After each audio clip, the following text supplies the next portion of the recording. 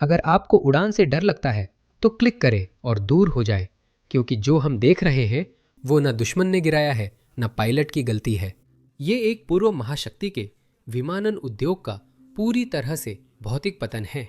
इस हफ्ते रूसी वायुसेना ने अपने इतिहास की सबसे घातक घटना का सामना किया, जिसका यूक्रेन से कोई संबंध नहीं था। आपकी स्क्रीन पर दिख रहा विमान दुनिया का सबसे बड़ा टर्बोप्रॉप था, जो एक साथ किंवदंती और भूत भी था। रूस के अपने रक्षा मंत्रालय के अनुसार यह विमान उड़ान भरने के लिए बहुत असुरक्षित था और इसे पिछले साल आधिकारिक रूप से सेवा से हटा दिया गया था। फिर भी यह हवा में था और नतीजा दुखद रहा।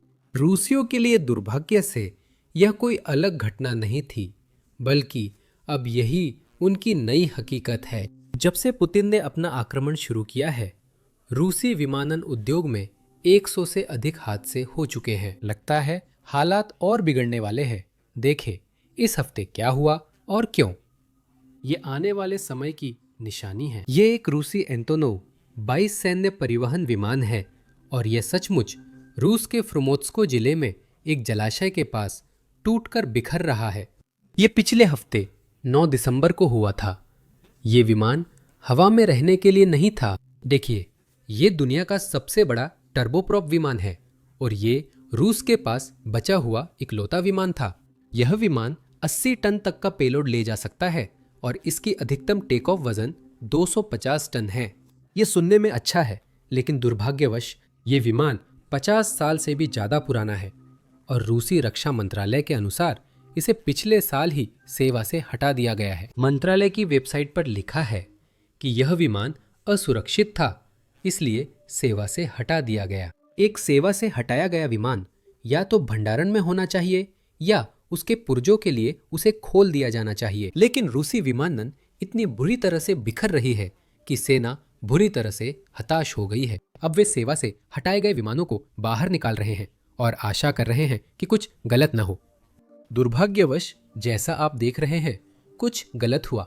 विमान उड़ते समय तकनीकी गड़बड़ी आ गई।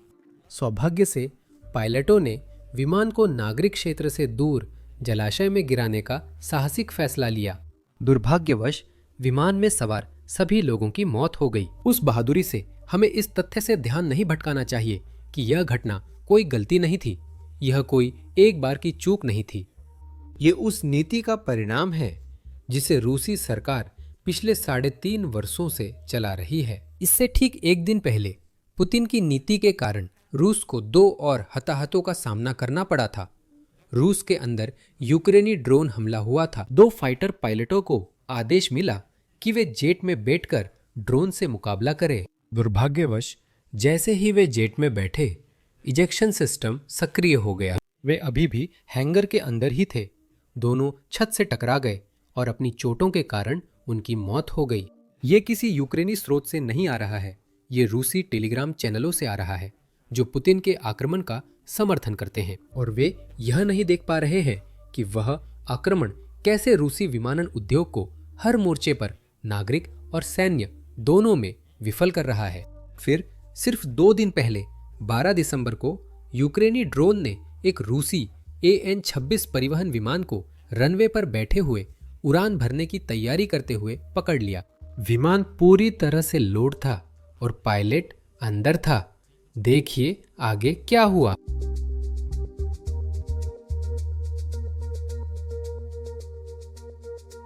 ये एक ही हफ्ते में 10 रूसी मौतें हैं बिना अपने विमान या जेट उड़ाए, और यह सब रूस की अक्षमता के कारण हुआ। लेकिन यह तो अभी और बढ़ेगा और हम काफी समय से इसके संकेत देख रहे हैं। पिछले साल मार्च में हमने एक भ्रांति देखी थी। IL-76 सैन्य मालवाहक विमान, जिसे फिर से 1970 के दशक में बनाया गया था, उड़ान भरते समय उसमें आग लग गई और फिर वो एक कब्रिस्तान में जा गिरा और इसी वजह से उसमें सवार 15 लोगों की मौत हो गई। ये घटना रूसी एयरलाइन उद्योग के बिखरने का संकेत थी और इस हफ्ते की घटना उसी का परिणाम है। सवाल है, ऐसा क्यों और बार बार क्यों हो रहा है? खैर, इसके लिए हमें रूसी विमानन उद्योग के इतिहास को देखना होगा और दुर्भाग्यवश शुरू करने के लिए ज्यादा कुछ नहीं। पुतिन द्वारा 2022 में यूक्रेन पर हमला शुरू करने से रूसी एयरलाइनों के लिए बड़ी समस्या खड़ी हो गई। पश्चिमी देशों ने इन एयरलाइनों पर कड़े प्रतिबंध लगाए, जिससे रूसी विमानों की पश्चिमी देशों में उड़ान पर रोक लग गई। साथ ही अगर उनके विमानों में कोई समस्या होती तो वे विदेशी पार्ट्स भी नहीं खरीद सकते थे, जिसका मतलब था कि जैसे ही पुतिन ने अपना आक्रमण शुरू किया, रूसी विमान सचमुच खराब होने लगे। ऐसा इसलिए था क्योंकि रूस के पास बड़ी संख्या में पश्चिमी विमान, बोइंग विमान और एयरबस विमान थे। यहाँ तक कि रूस में बने विमानों में भी कई जरूरी पुर्जे थे जिन्हें रूस खुद नहीं बना सकता था, और इसी वजह से वे उन्हें बोइंग और एयरबस से खरीद रहे थे। तो ये सिर्फ समय की बात थी कि ये स्पार्स कब फेल होने लगेंगे। हर हवाई जहाज को नियमित रखरखाव, मरम्मत और प्रतिस्थापन चाहिए। प्रतिबंधों के कारण रूस वहां नहीं पहुंच सका, और इस साल की शुरुआत में रूस ने पश्चिमी देशों पर प्रतिबंध हटाने का दबाव डाला था। उन्होंने संयुक्त राज्य अमेरिका में एक याचिका दायर की, जिसमें कहा गया, अरे हमारे विमान आसमान से गिर रहे हैं और पश्चिमी देश दोषी हैं क्योंकि नागरिक मर रहे हैं, क्योंकि उन्होंने रूसी एयरलाइनों पर प्रतिबंध लगा दिया। लेकिन दुर्भाग्यवश वह काम नहीं आया, क्योंकि पुतिन अपने आक्रमण को रोकने के लिए तैयार नहीं थे। इसलिए प्रतिबंध अभी भी जारी है। अब पुतिन जानते थे कि यह सिर्फ समय की बात है जब चीजें बिगड़ना शुरू हो जाएंगी। इसीलिए उन्होंने बहुत सार्वजनिक रूप से घोषणा की कि रूस को विमानन क्षेत्र में आत्मनिर्भर बनना होगा, यानी रूस अपने देश के अंदर ही अपने विमान बनाना शुरू करेगा। सारी योजनाएं जो हमारे दिमाग में हैं, और हम 2030 तक 1000 से ज्यादा विमान बढ़ाने की योजना बना रहे हैं, जो हमारे पास हैं।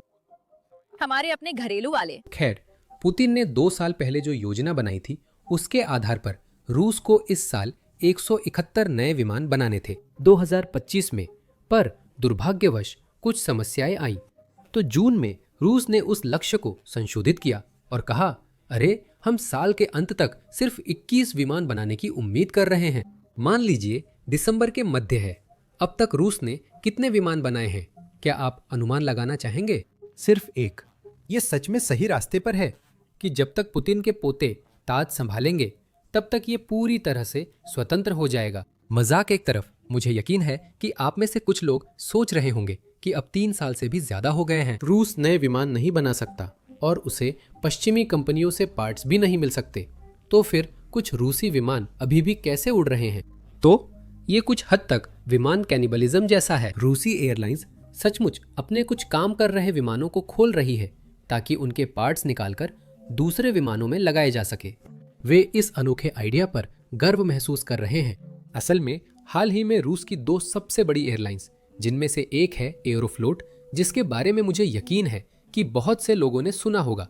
उन्होंने एक बहुत ही सार्वजनिक सौदा किया जिसमें उन्होंने 8 कार्गो विमान ट्रांसफर किए, और वे इस बात को लेकर खुले थे कि ये विमान जो वे दूसरी एयरलाइनों से खरीद रहे हैं, वे रूसी आसमान में उड़ान भरने वाले नहीं हैं।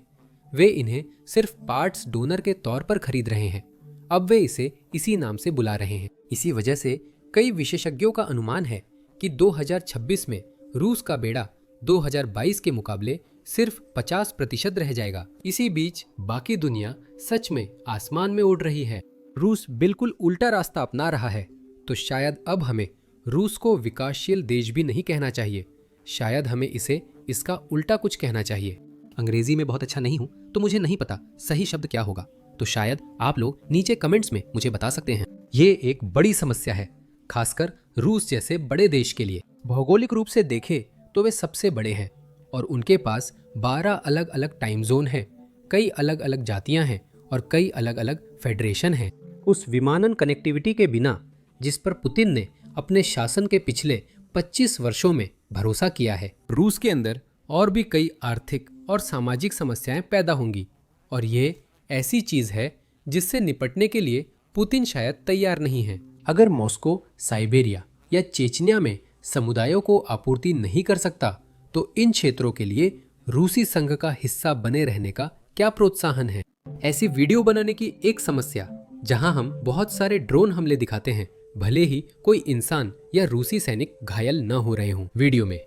YouTube आमतौर पर हमारे वीडियो को डीमोनेटाइज या प्रतिबंधित कर देता है।